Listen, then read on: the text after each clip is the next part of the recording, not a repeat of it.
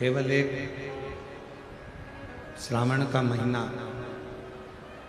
एक ऐसा होता है जिसमें मनुष्य हो, नाग हो,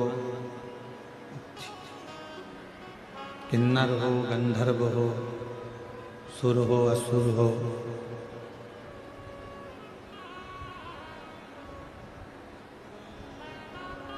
एक छोटा जीव जंतु भी यदि भगवान शंकर के शिवालय तक, भगवान शंकर के मंदिर के सामने तक भी अगर पहुंच जाता है तो भी मेरे देव अधिदेव महादेव कृपा कर ही देते, करुणा कर ही देते।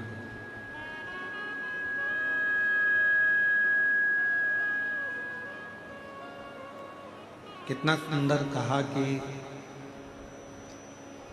समुद्र के तट पर बैठे हुए एक पक्षी, मिठास करो मिठास,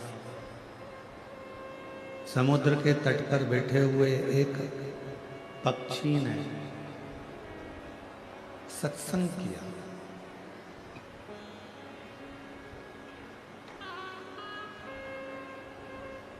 और समुद्र के तट पर बैठे हुए एक पक्षी ने जो सत्संग किया,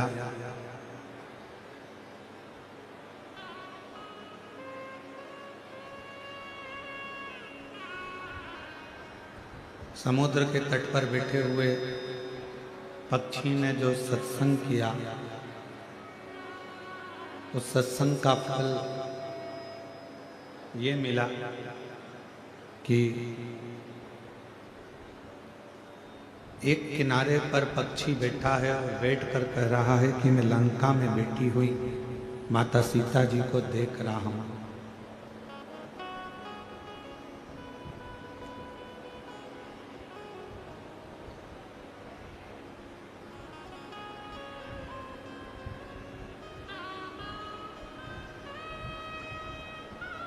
केवल एक पक्षी आवाज से गला पकड़ रहा है, बिसिल जैसा हो रहा है, चोंगे जैसा, को मिठाई तो करो उसको,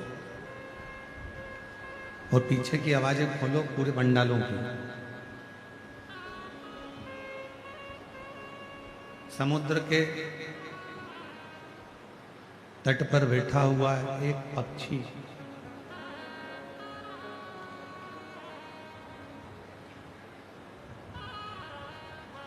सत्संग का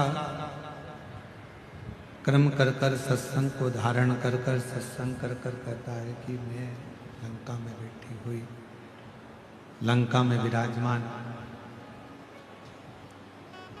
माता जानकी जी का दर्शन कर रहा हूं।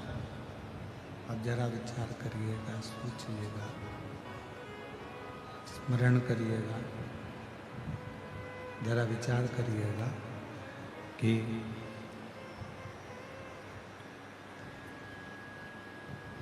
थोड़ा सा सत्संग एक पक्षी को मिल जाता है,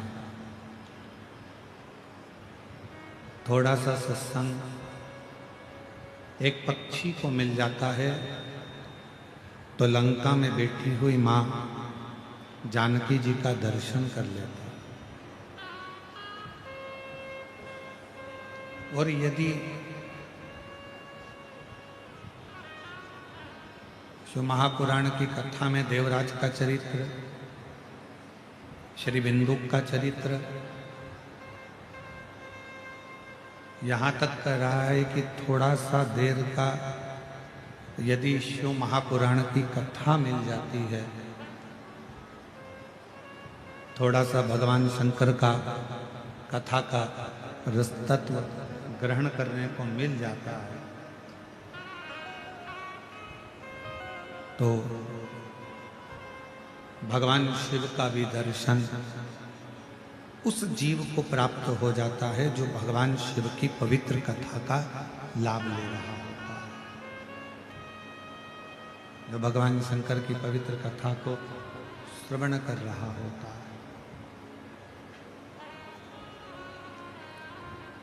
सत्संग,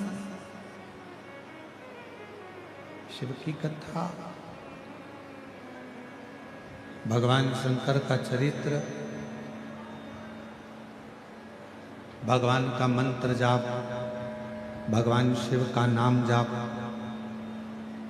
भगवान शिव की पवित्र कथा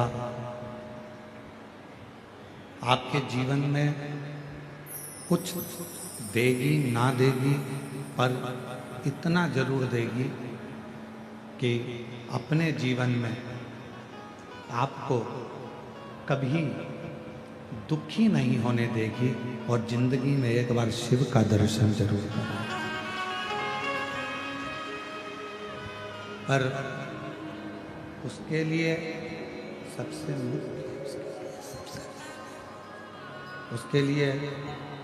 मुख्य आपका विश्वास, आपका भरोसा, आपकी दृढ़ता,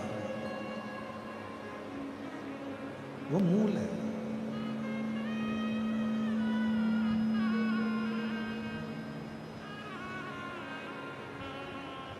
तीन शब्द हैं। एक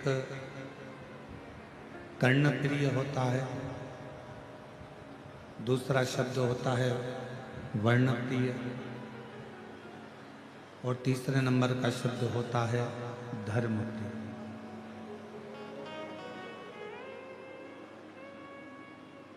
अब इन तीन शब्दों को हम थोड़ा समझें।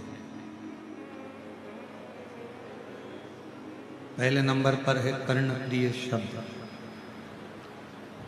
दूसरे नंबर पर है वर्णप्रिय शब्द, और तीसरे नंबर पर है धर्मप्रिय शब्द। शिव महापुराण की कथा कहती है, एक कर्णप्रिय शब्द होता है जो केवल हमको अच्छा लगता है, स्वयं को अच्छा लगता है, और उसमें हम अपने भीतर थोड़ा थोड़ा अभिमान, थोड़ा थोड़ा अहंकार उत्पन्न कर लेते हैं।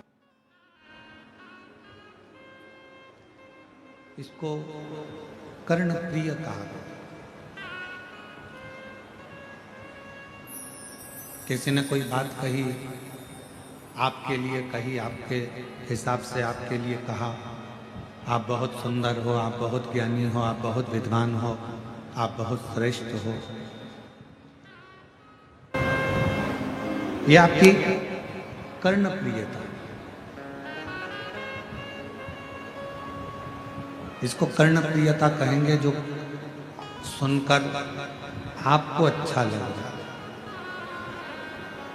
जो सुनकर आपको श्रेष्ठ लग रहा है, आपको अच्छा लग रहा है, आपके लिए बोला गया।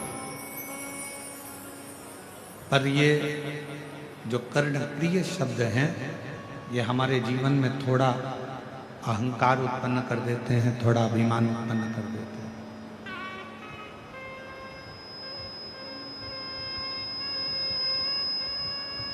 और वो अभिमान फिर हमारे जीवन में हमको दुख लाकर खड़ा कर देता है, तकलीफ लाकर खड़ा कर देता है। जैसे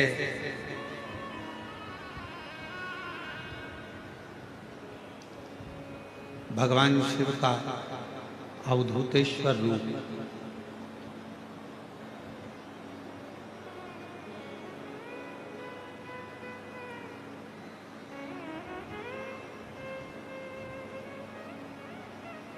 कर्णप्रिय शब्द हमारे भीतर कुछ कुछ अहंकार की अनुभूति करा देता है।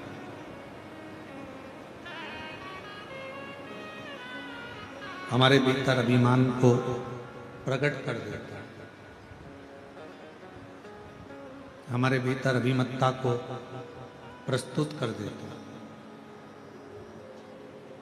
शिव महापुराण की कथा कहती है, यदि आप लोगों ने भगवान के रूपों का वर्णन श्रवण करा हो तो उसमें अवधूतेश्वर महादेव का वर्णन आता है। अवधूतेश्वर, और सावन का महीना चल रहा है। कहते हैं कि श्रावण के महीने में भगवान शंकर के अवधूत रूप का यदि स्मरण किया जाए, श्रवण किया जाए, तो 12 ज्योतिर्लिंग के दर्शन का पुण्य फल उसी कथा में प्राप्त हो जाता है, मात्र अवधूतेश्वर भगवान की कथा के दस्तत्व को श्रवण करने पर। भगवान अवधूतेश्वर की कथा को सुन लेना।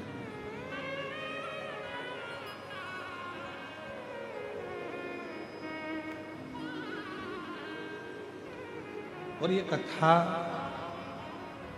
3 शब्दों से प्रारंभ हो रही है। कर्णप्रिय, वर्णप्रिय और धर्मप्रिय। इन तीनों शब्दों में पहले नंबर का जो शब्द है कर्णप्रिय, जो हमें थोड़ा सा भी, अगर हम बड़ा ही सुन लेते हैं, अपने लिए अच्छा सुन लेते हैं, तो हमारे भीतर थोड़ा सा अभिमान आ जाता है। इसको कर्णप्रियता कहते हैं।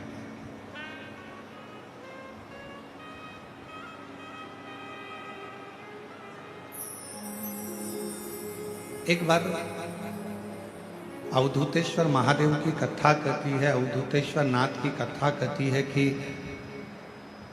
एक बार इंद्र को लगा कि मैं देवगुरु बृहस्पति महाराज के पास में जाता हूं।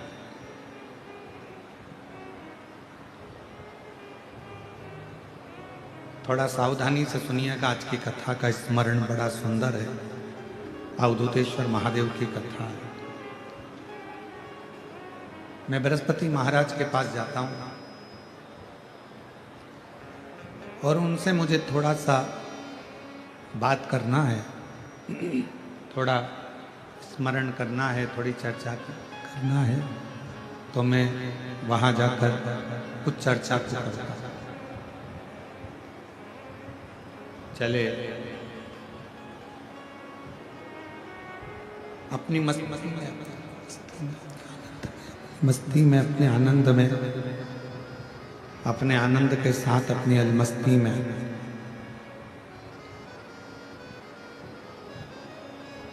इंद्रदेव ऐरावत पर बैठकर हाइस हाइस आ रही है, हाइस, उसको थोड़ा ठीक करिए। ऐरावत पर बैठकर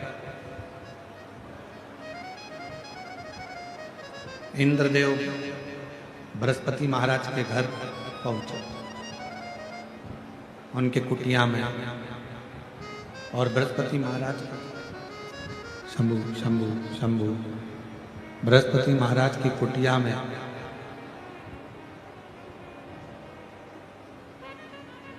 द्वार पर जाकर खड़े हुए। द्वार पर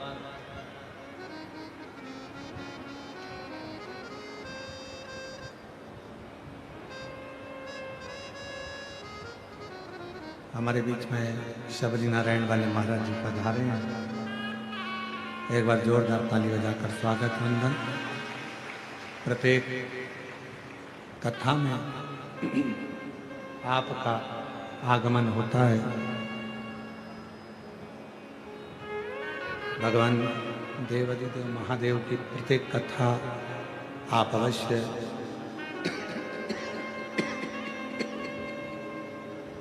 श्रवण करने के लिए आते हैं।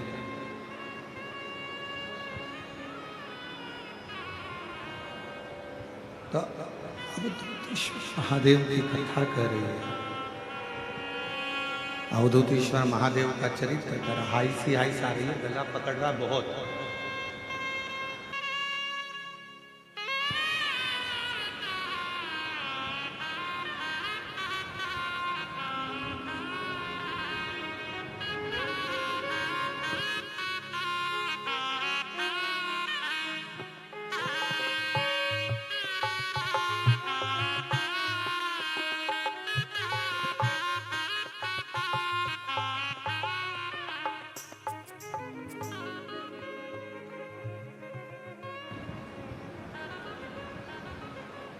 अवधूतेश्वर महादेव की कथा कर रहे हैं।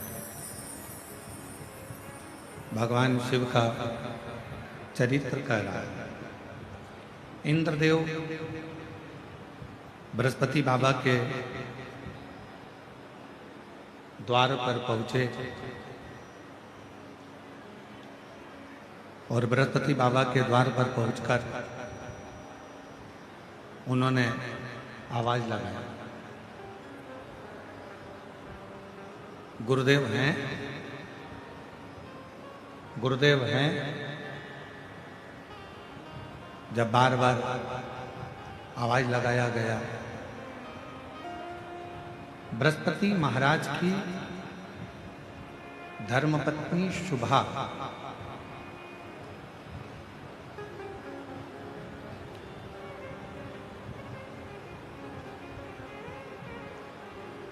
तीन धर्म पत्नियां थी, उसमें पहले नंबर पर थी शुभा, दूसरे नंबर पर थी तारा और तीसरे नंबर पर थी ममता। तो बृहस्पति महाराज की जो पहले नंबर की जो धर्म पत्नी है शुभा, पार्थिव लिंग का पूजन कर रही थी, पार्थिव लिंग की आराधना कर रही थी, पार्थिव लिंग की पूजन कर रही थी। और पार्थिव लिंग पूजन में वो डूबी हुई थी। इंद्रदेव ने दरवाजे पर पहुंचकर फिर आवाज दी, फिर वापिस आवाज दी गई, पर शुभा अपनी पूजन को छोड़कर, अपनी आराधना को छोड़कर उठी नहीं। वो अपनी आराधना में लगी हुई है। बस ठीक है, परंतु अंदर की आवाज नहीं आ रही, बाकी बाहर ठीक है।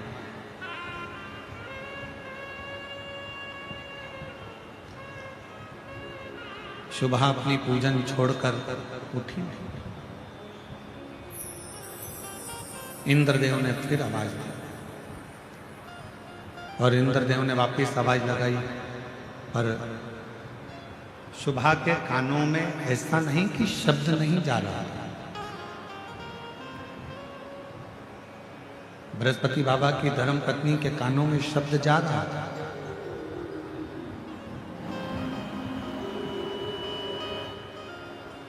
पर शुभा भगवान शंकर का अनुष्ठान छोड़कर, भगवान शंकर की पूजन छोड़कर, पार्थिव लिंग पूजन छोड़कर शुभा उठी। शिव महापुराण की कथा कहती है,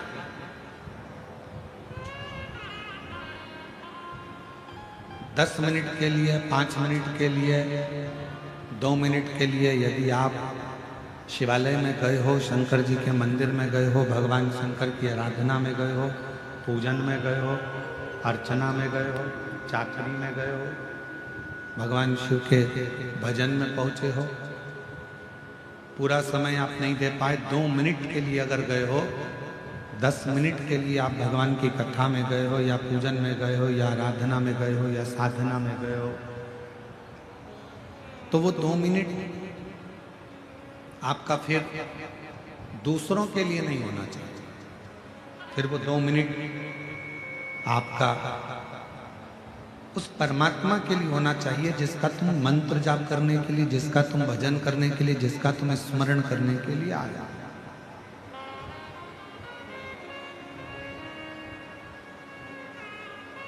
और मैंने तेरे ही भरोसे बाबा, तेरे ही भरोसे हवा बीच उड़ती जावांगी बाबा, डोर तो चढ़ना में घटी जावांगी। भोले मैं तेरी पतंग, शंभू मैं तेरी पतंग, हवा बिछ उड़ती जावांगी बाबा, डोर तो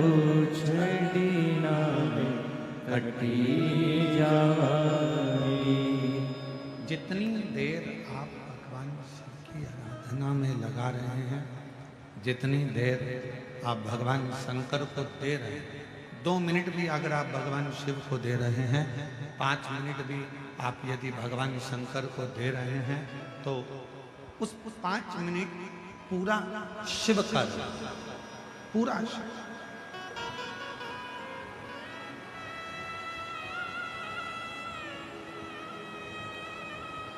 और मेरी जीजियों 5 स्थान बताए हैं, एक जनी को भेज के यहाँ का वैक्सीन चेक करें। 5 स्थान बताएं और वो 5 स्थान जहाँ पर बैठकर, जहाँ पर आप भगवान शंकर की आराधना कर रहे हो, अर्चना कर रहे हो, पूजन कर रहे हो, निवेदन कर रहे हो, चाकरी कर रहे हो, साधना कर रहे हो, 5 स्थान बताओ। उन 5 स्थान पर भले 2 मिनट के लिए आप लोग रहें या 4 मिनट या 5 मिनट के लिए आप लोग रहें, और 4-5 मिनट के लिए भले आप रहें, पर उस 2-5 मिनट में भी आपका ध्यान कितना केंद्रित होना चाहिए वो स्थान बताओ, कितना केंद्रित होना चाहिए। पहला,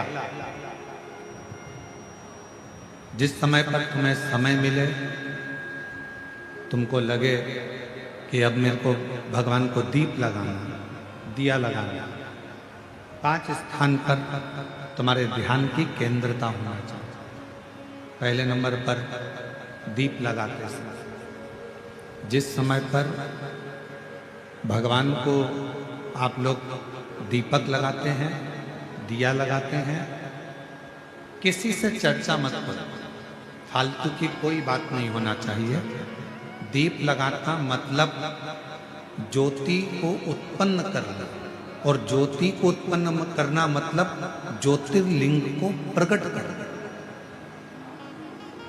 दीप की जो ज्योति होती है, दीप की जो ज्योति प्रकट होती है, दीपक की जो ज्योति होती है, वो भी ज्योतिर्लिंग का ही प्रतीक होती है।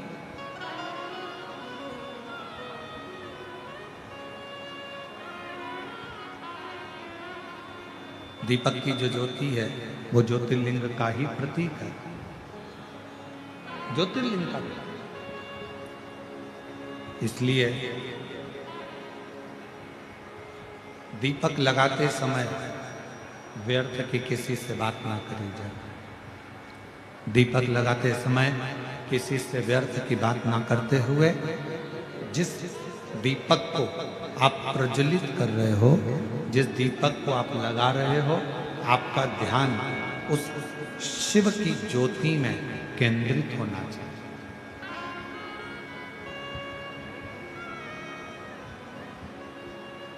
भगवान शंकर की ज्योति में आपका ध्यान केंद्रित।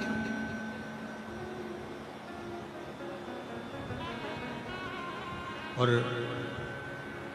शिव की ज्योति में जब आपका ध्यान केंद्रित होगा, भगवान शंकर की ज्योति में जब आपका ध्यान केंद्रित होगा, तब आप स्वयं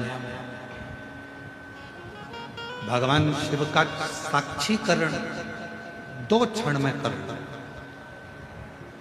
तो दीप जलाते समय चाहे मंदिर में दीपक लगाओ, चाहे घर के अंदर मंदिर में दीपक लगाओ, चाहे बेलपत्र के वृक्ष के नीचे दीपक लगाओ, चाहे आंवले के वृक्ष के नीचे दीपक लगाओ, चाहे आप घर के दरवाजे पर दीपक लगाओ।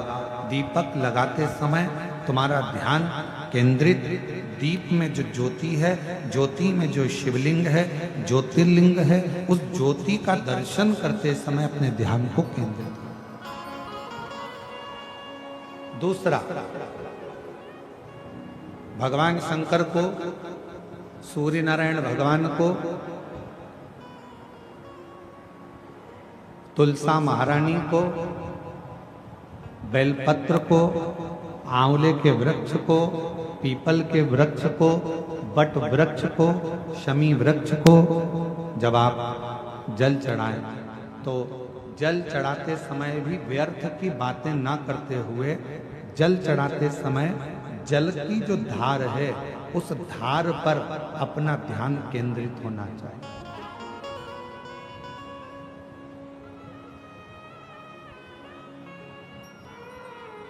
उस प्रेशर बढ़ाओ, प्रेशर, उस धार पर आपका जल की जो धार हो उस धार पर आपका ध्यान केंद्रित, दीपक की ज्योति पर आपका ध्यान केंद्रित हो, जल की धार पर आपका ध्यान केंद्रित हो।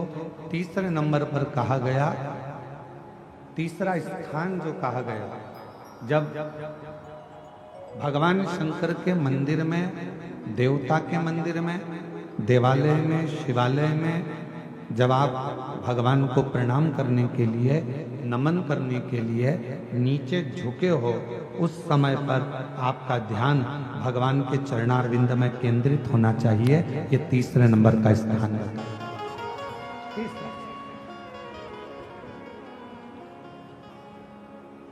ज्योति, थोड़ा प्रेशर खोल दे भाई। ज्योति, जलधार, चरणारविंद को नमन करना, तीसरा।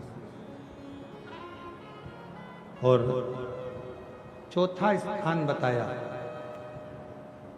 नंदी के पास जब आप बैठो,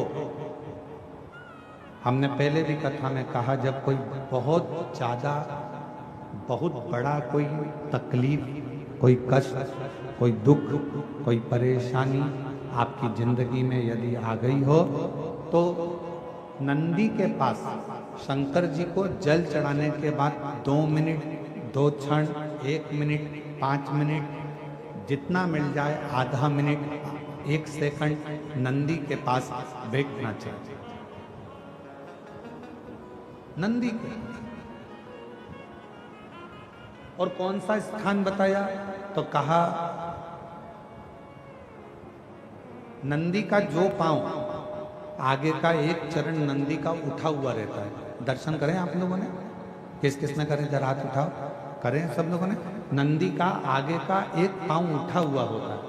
तो नंदी, जब तुम कोई विषम परिस्थिति में हो, बहुत टेंशन में हो, बहुत तकलीफ में हो, बहुत कष्ट में हो, और बहुत ज़्यादा कोई डिप्रेशन में हो, कोई चिंता में हो, कोई बात अगर तकलीफ की है, तो नंदी का जो पांव उठा हुआ रहता है, उस पांव के पास में थोड़ी देर, नंदी के साइड में थोड़ी देर, 1 सेकंड, आधा सेकंड, आधा मिनट, 1 मिनट, 2 मिनट, 5 मिनट, जितना आप बैठो, और थोड़ी देर बैठकर बाबा की ओर ध्यान को केंद्रित करो और अपने मन की बात कह दो।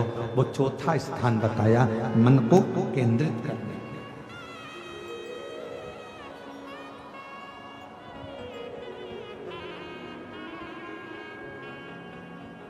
पांचवा स्थान,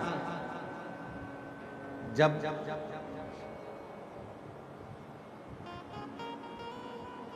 सही मार्ग नहीं मिल रहा हो, कोई सही रास्ता नहीं प्राप्त हो रहा हो, सही मार्ग नहीं मिल रहा हो, तो पांचवा स्थान, यदि मेरे महादेव के शिवलिंग के ऊपर जलाधारी लगी हो, तो मंदिर में गए, शिवालय में गए, और भगवान शंकर के शिवलिंग के ऊपर यदि जलाधारी लगी हो, तो जब आप भगवान शंकर के मंदिर से बाहर निकल रहे हो, तो बाहर निकलते समय अगर आपको दरवाजे पर खड़े होकर जलाधारी का यदि दर्शन हो जाए, तो 2 क्षण के लिए उसका दर्शन भी केंद्रित कर सकते हो। ये 5 स्थान ऐसे हैं जिन स्थान पर अपने भगवान के चरणारविंद को, भगवान के दर्शन को केंद्रित किया।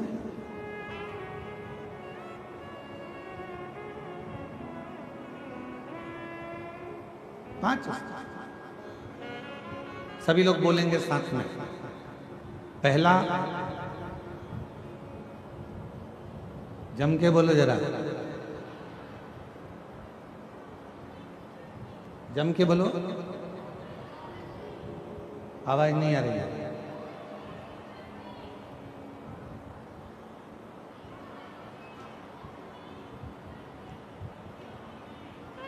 दीपक की ज्योति। दूसरा, जम के बोलो जरा, जल की धार। तीसरा,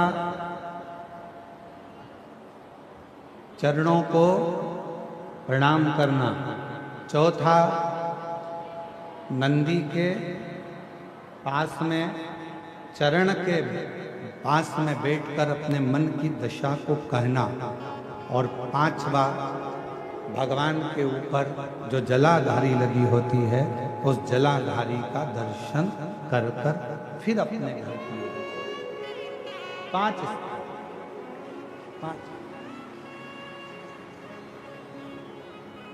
और जब शिव भक्ति में लगे हो, भगवान शंकर के विरल भक्ति में लगे हो, भगवान शंकर के भजन में लगे हो, भगवान शंकर के विरल भक्ति में लगे हो, जैसे बृहस्पति महाराज की धर्म पत्नी शुभा भगवान शंकर के पार्थिव लिंग का पूजन कर रही थी, और पूजन के समय पर उसके कानों में शब्द गया, उसके कानों में शब्द पहुंचा, और शुभा के कानों में शब्द पहुंचा, पर शुभा उठी नहीं, क्योंकि अपने ध्यान को केंद्रित करने में लगी,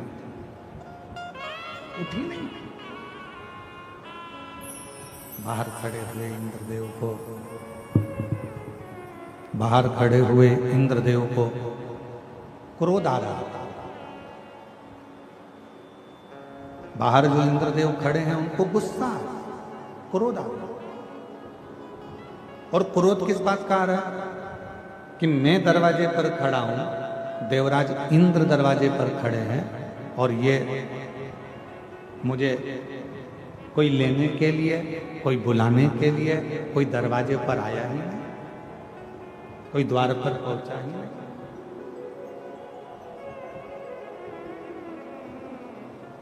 क्रोध आ गया, इंद्र को क्रोध आया।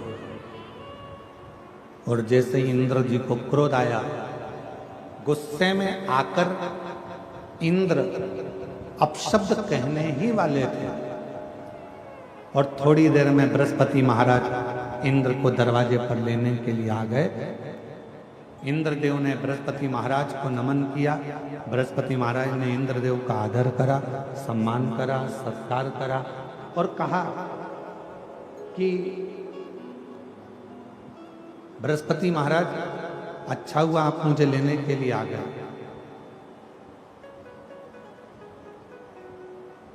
आपकी धर्म पत्नी शुभा वहां बैठकर पूजन कर रही है, आराधना कर रही है, चाकरी कर रही है, विनय कर रही है, और वो शुभा फिर भी मेरे शब्द को सुनकर भी मेरे पास में नहीं आ रही, प्रणाम करने, नमन करने, मुझे आतिथ्य देने के लिए।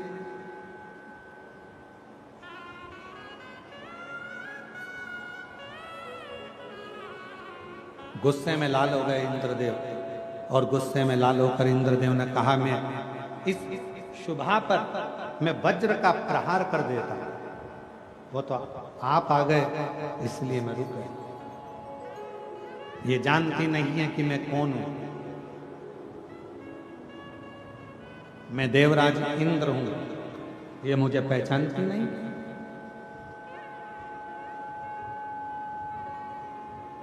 ये मुझे जानती नहीं क्या? बृहस्पति महाराज ने कहा कि आप क्रोध मत करिए, आप शांत रहिए। हो गई शुभा भगवान शिव की आराधना में लगी थी, साधना में लगी थी, भजन में लगी थी, कीर्तन में लगी थी, स्मरण नहीं करता, नहीं देखता।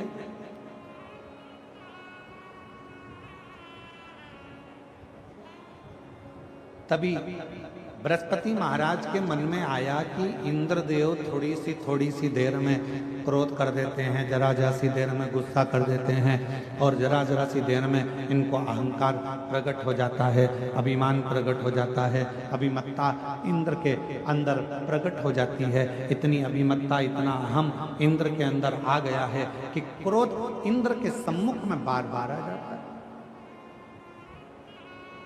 क्यों ना इंद्र पार्थिव पूजन के समय पर, पार्थिव लिंग के पूजन के समय पर इंद्र यहाँ आए हैं, पार्थिव लिंग का पूजन चल रहा है और इंद्र यहाँ आए हैं। क्यों ना मैं इंद्र को भगवान देवाधिदेव महादेव का दर्शन कराने के लिए लेकर जाऊं। क्यों? क्योंकि शिव का दर्शन करने वाले का अहंकार समाप्त हो जाता है। शिव का दर्शन करने वाले की अभिमत्ता समाप्त हो जाती है। शिव का दर्शन करने वाले का अहंकार, अभिमत्ता, उसके भीतर का अहम धीरे धीरे समाप्ति की ओर चला जाता। क्यों ना मैं जाऊं, मैं पहुंचूं। बृहस्पति महाराज ने तुरंत इंद्रदेव से कहा कि आप हमारे साथ में चलो, आप हमारे साथ चलो, हम और आप भगवान देवाधिदेव महादेव का दर्शन करने के लिए चलते। और इंद्रदेव के साथ में भगवान बृहस्पति और बृहस्पति भगवान के साथ में इंद्रदेव दर्शन के लिए दर्शन को चलते। अब चलते चलते चलते चलते शिवजी को भान हो गया। शिव महापुराण की वायव्य संहिता कहती है, जब कोई स्त्री पुरुष मनुष्य कोई भी शंकर जी के मंदिर की ओर आगे बढ़ता है, शंकर जी के मंदिर की ओर जाना चाहता है, जब कोई स्त्री पुरुष मनुष्य शिवालय की ओर आगे बढ़ता है, तब भगवान शंकर का ध्यान उस मनुष्य पर पड़ जाता है। भगवान शिव का ध्यान उस मनुष्य पर हो जाता है। और मनुष्य का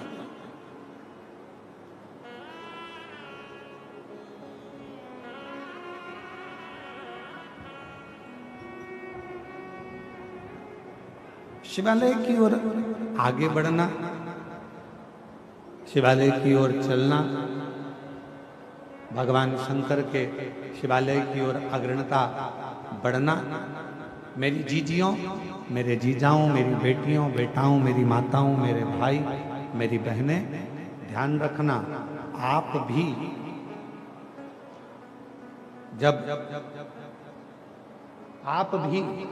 जब भगवान शंकर के मंदिर की ओर एक लोटा जल लेकर जाते हो, आप भी जब भगवान शंकर के मंदिर की ओर एक लोटा जल लेकर आगे बढ़ते हो, तो कभी ये मत सोचना कि हमें कौन देख रहा है कौन नहीं देख रहा है। शिव महापुराण की वायव्य संहिता कहती है, जब कोई मनुष्य भगवान शंकर के शिवालय की ओर बढ़ता है, तब स्वयं त्रिकालदर्शी देवाधिदेव महादेव की दृष्टि उस मनुष्य पर होती है,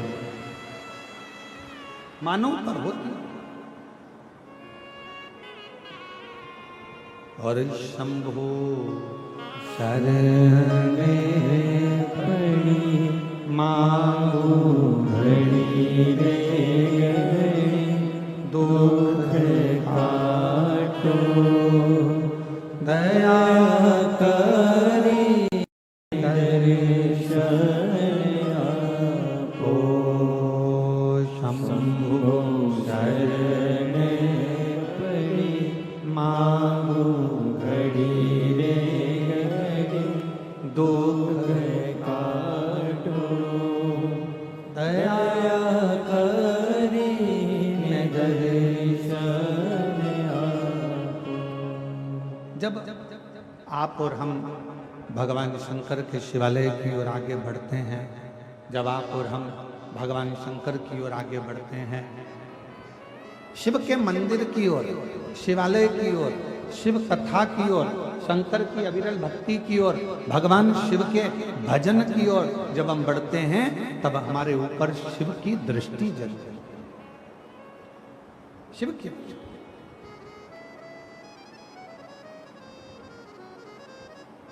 भगवान देवाधिदेव महादेव की दृष्टि। और शिव महापुराण की कथा कर रही है, भगवान शंकर का पवित्र चरित्र कह रहा है, शिव तत्व कह रहा है, शंकर भगवान की पवित्र कथा कह रही है।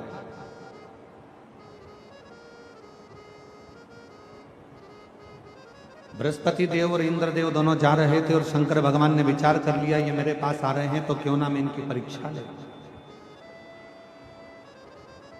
और परीक्षा लेने के लिए भगवान शंकर वस्त्र विहीन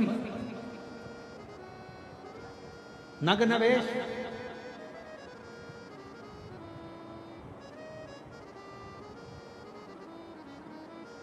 तन पर कोई कपड़ा नहीं है, भस्म रमी है, बाल खुले हैं, त्रिनेत्र हैं,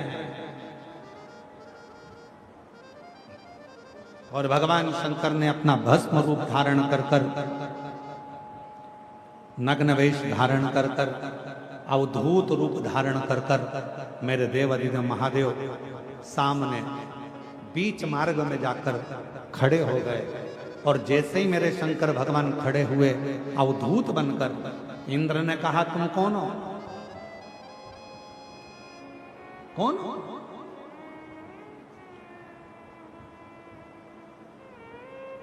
तुम हो कौन? इंद्र। अवधूतेश्वर महादेव कुछ कहते ही नहीं। अवधूतेश्वर महादेव कुछ कहते ही नहीं, कुछ बोलते ही नहीं।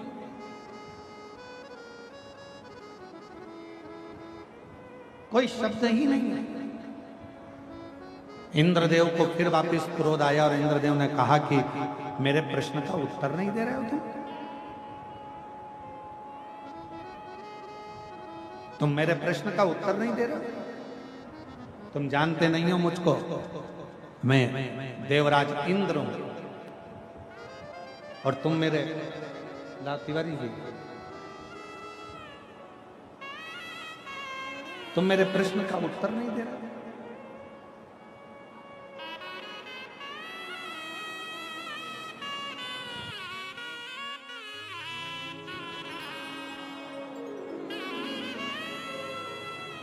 हमारे बीच में श्री ब्रजभूषण शरण सिंह जी, नेताजी पूर्व सांसद केसर सिंह जी उत्तर प्रदेश से हमारे बीच में पधारे हैं। एक बार जोरदार ताली बजाकर स्वागत वंदन।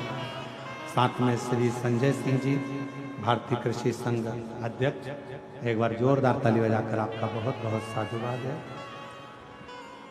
श्री ब्रजभूषण शरण जी उत्तर प्रदेश में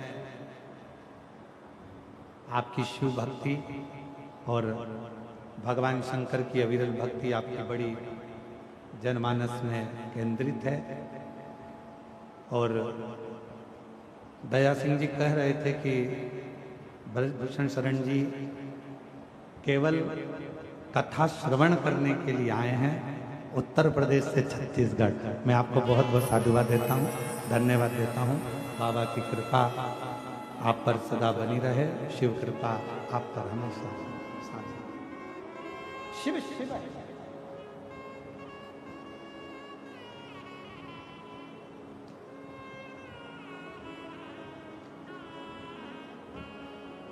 भगवान शंकर की कथा कर रही है। इंद्र ने फिर कहा, इंद्रदेव फिर अपना उत्तर दो, तुम कौन हो?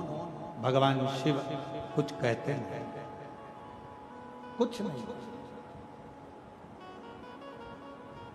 जब भगवान देवाधिदेव महादेव कुछ नहीं बोले तब इंद्र को फिर गुस्सा आ गया। अब की बार उसने वज्र उठाया और वज्र उठाकर भगवान शंकर की ओर फेंकने लगे। जैसे ही वज्र शिवजी की ओर फेंका वैसे ही भगवान शंकर ने उस वज्र के समेत इंद्र के हाथ को काट दिया। इंद्र का हाथ कटते ही इंद्र बिलखने लगे, रोने लगे।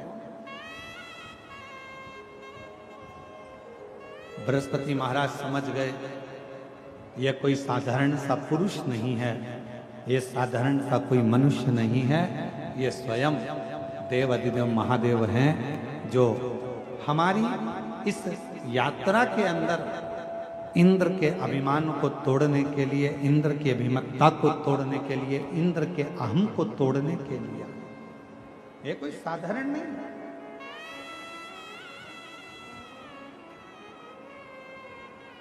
बृहस्पति महाराज ने हाथ जोड़ लिए और भगवान शिव को नमन कर कर कहा, मैं पहचान नहीं पाया प्रभु आपको, आप अपना असली स्वरूप दिखाइए। शंकर भगवान तुरंत क्रोध में लाल हो रहे थे। उन्होंने अपनी तीसरी नेत्र के द्वारा इंद्र को भस्म करने के लिए ज्वाला प्रकट कर दी।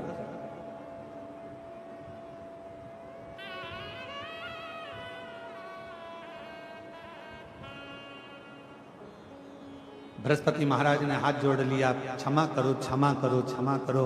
शिव जी ने तुरंत उत्तर दिया, हे बृहस्पति महाराज, ये मेरा अवधूत रूप है जिसका आप दर्शन कर रहे हैं। ये मेरा अवधूत रूप है जिसका आप दर्शन कर रहे हैं।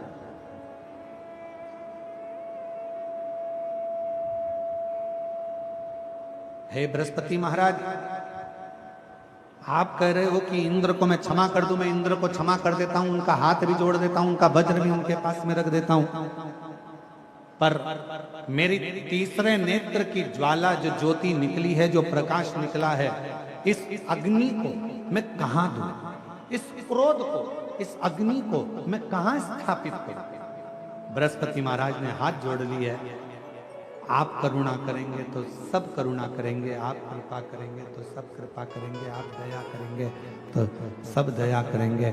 आप कृपा करिए, दया करिए, करुणा करिए। तब भगवान शंकर ने जो तीसरे नेत्र के द्वारा जो अग्नि प्रकट हुई थी, जो प्रकाश प्रकट हुआ था, जो तेजपुंज प्रकट हुआ था, उसको समुद्र के अंदर डाल दिया। जैसे ही समुद्र में डाला, उसमें से एक बालक प्रकट हो गया जिसका नाम जलंधर हो गया, जिसका नाम जलंधर हो गया। और वो जलंधर असुरों का राजा बनकर बैठ गया। बहुत उसने उपद्रव मचाया। आखिरी में वृंदा, जो जलंधर की धर्म पत्नी थी, वो सातित्ववान पति को परमेश्वर मानने वाली, पति के चरणों का नित्य स्मरण करने वाली, पति के चरणों को नमन करने वाली। और कल कथा में कहा था, दो हमारी भूमि को आज भी संभाले हुए हैं, एक गौ माता और दूसरे नंबर पर है भारत में जन्म लेने वाली मेरी बहन बेटियां, मेरी माताएं आज भी पृथ्वी को संभाले।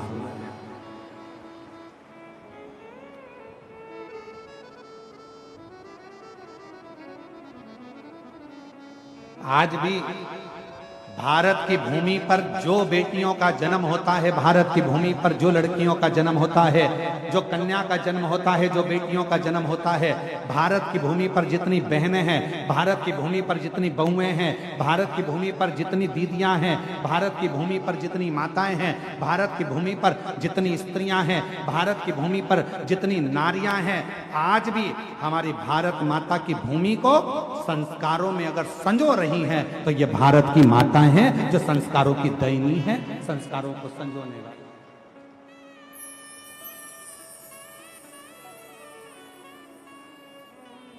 ये भारत की भूमि का गौरव है।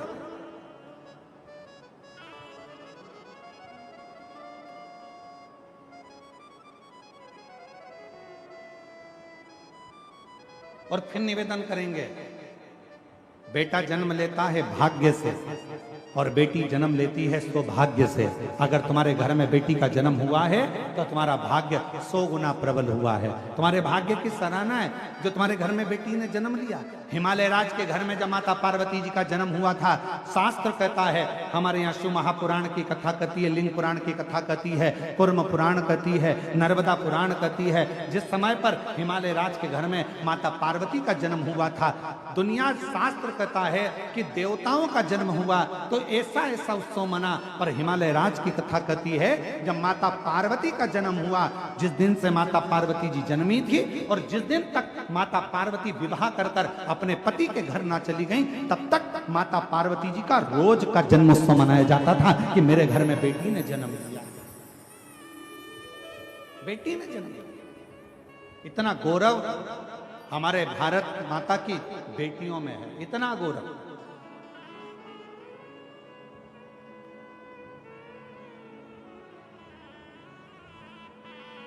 और यही कारण है आज बेटियों की शिक्षा, कल कथा में कहा था, बेटियों को कन्यादान में कुछ देओ मत देओ, पर बेटी के कन्यादान में कुछ देना ना देना। पर इतना याद रखना, तुम्हारे घर में अगर बेटी जन्म ले ले तो उसको अच्छे कॉलेज में, अच्छे स्कूल में अच्छी शिक्षा जरूर देना, अच्छा संस्कार जरूर देना, तो बेटी को कन्यादान देने की जरूरत नहीं पड़ेगी। आपकी बेटी खुद ज्ञानवान रहे, उसका कन्यादान ही उसकी शिक्षा है।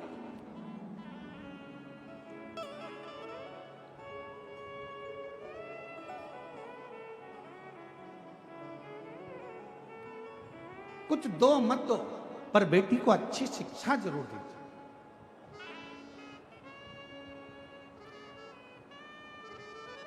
अब हम आपसे पूछें, तुम्हारे घर में बच्चा जन्म लेता है तो कितने दिन तक उत्सव मनता है?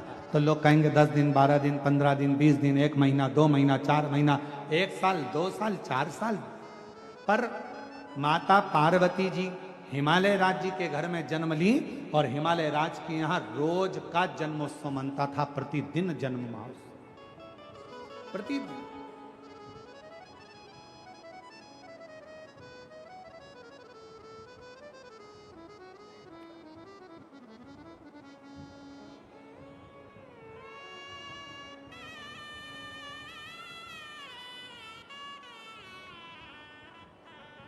और गोरा भई महा गौरा भई है,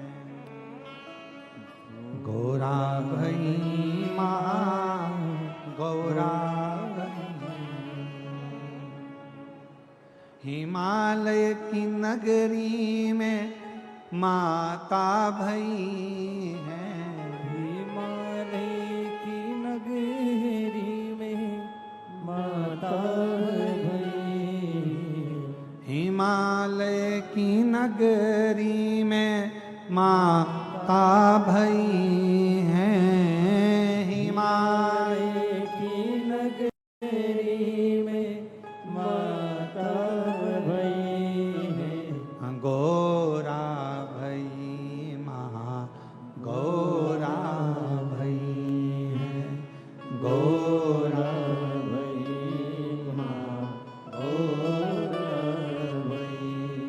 ओ गोरा भई महा गौरा भई है, गोरा भई महा गौरा भई। माता पार्वती जी का नित्य नूतन आनंद के साथ जन्मोत्सव हो रहा है। वृंदा जलंधर जी के साथ में बिहार रही है और वृंदा का सातित्व, पति के चरणों का प्रेम, पति के चरणों का स्नेह, पति के चरणों की प्रीति, पति के चरणारविंद की पूजन वृंदा करती थी, जिसके कारणवश जलंधर और उत्पाती होता चलेगा। क्योंकि जलंधर को मालूम था जब तक वृंदा है तब तक मेरे प्राण नहीं जाएंगे, नहीं जाएंगे। पर गजब कब हुआ? जब जलंधर एक बार उपद्रव करते करते करते करते एक शिवालय के पास में पहुंच गया, और एक शिवालय के पास में जैसे ही पहुंचा, उस शिवालय में भगवान शंकर का शिवलिंग था, और जलंधर ने क्रोध में आकर उस शिवलिंग को उठाकर दूर फेंक दिया और तोड़ दिया। तब शंकर जी को क्रोध नहीं आया, शिवजी को क्रोध नहीं आया, क्रोध आया भगवान नारायण को, क्रोध आया भगवान नारायण को।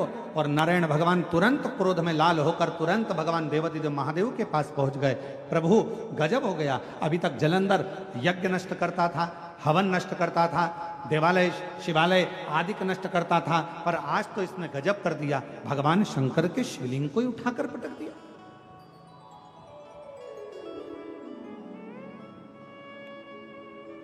भक्त का मन दुख गया, भगवान नारायण का मन दुखा, भगवान नारायण का हृदय दुखने लगा। भगवान नारायण का हृदय दुखता हुआ देखकर भगवान शिव को क्रोध आ गया। हमने पहले भी कथा में कहा, आज फिर कथा में कहते हैं, भगवान शंकर का यदि कोई भक्त है, शिव का कोई उपासक है, शंकर की कोई आराधना करने वाला है, शंकर का कोई भजन करने वाला है, शिव की उपासना करने वाला है, शंकर के मंदिर में रोज जाने वाला है, शंकर की कथा में नित्य स्मरण करने वाला है। हम पहले भी कहे हैं कि दुनिया में भगवान शंकर सबको माफ कर सकते हैं, पर शिव जी अपने भक्त को जो कष्ट देता है उसको कभी माफ नहीं करते, उसका तो बदला शिव लेकर ही रहते हैं। भगवान शंकर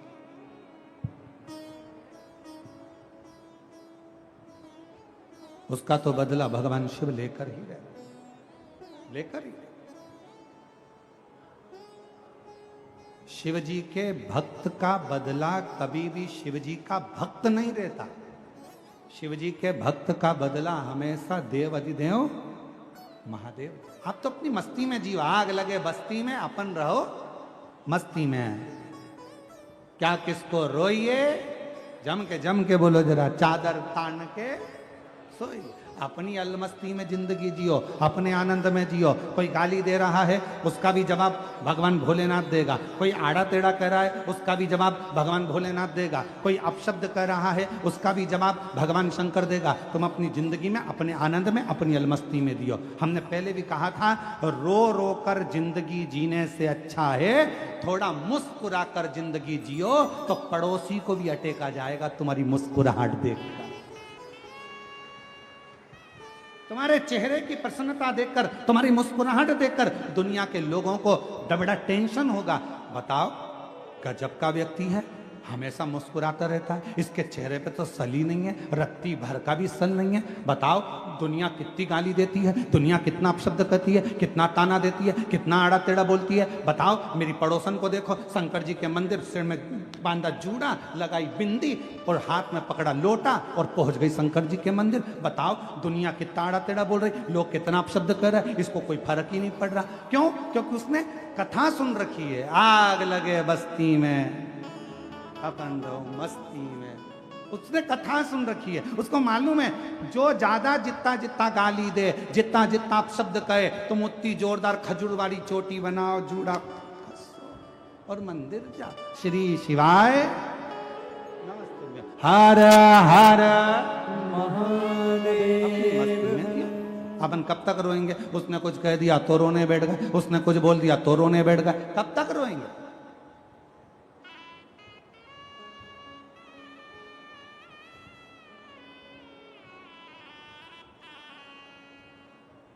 कब तक?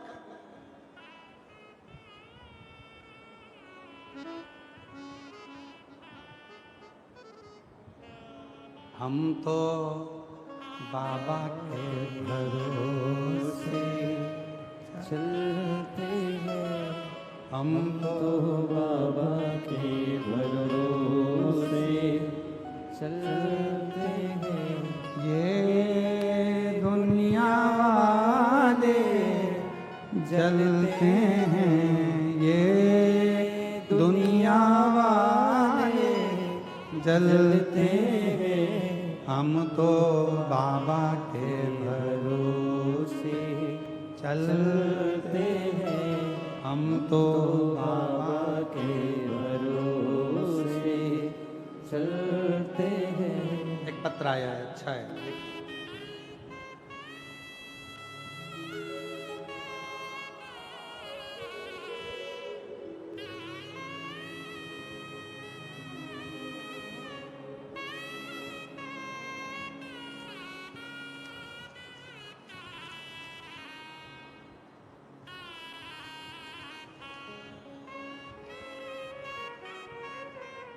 मेरा नाम रमा उपाध्याय है। मेरी आयु 70 वर्ष है।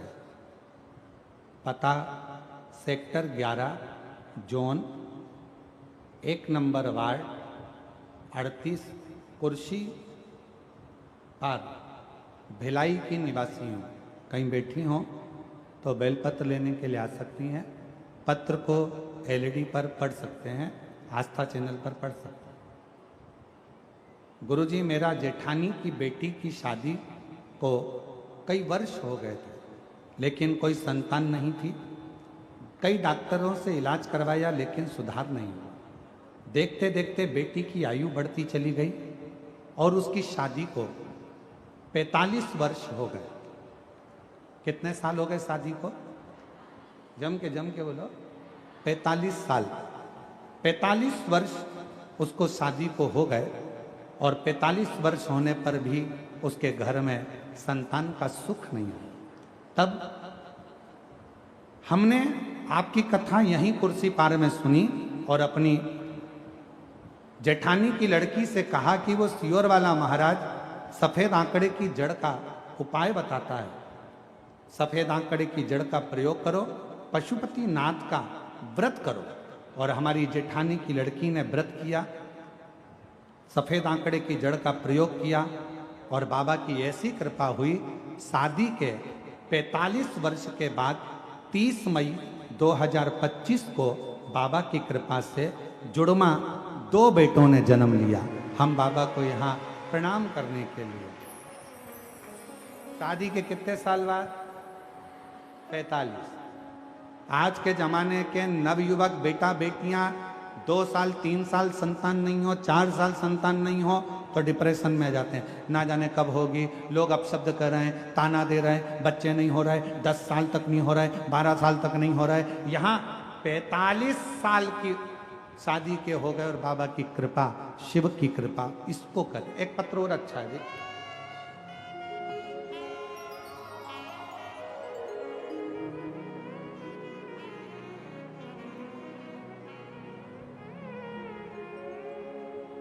अश्वनी विश्वकर्मा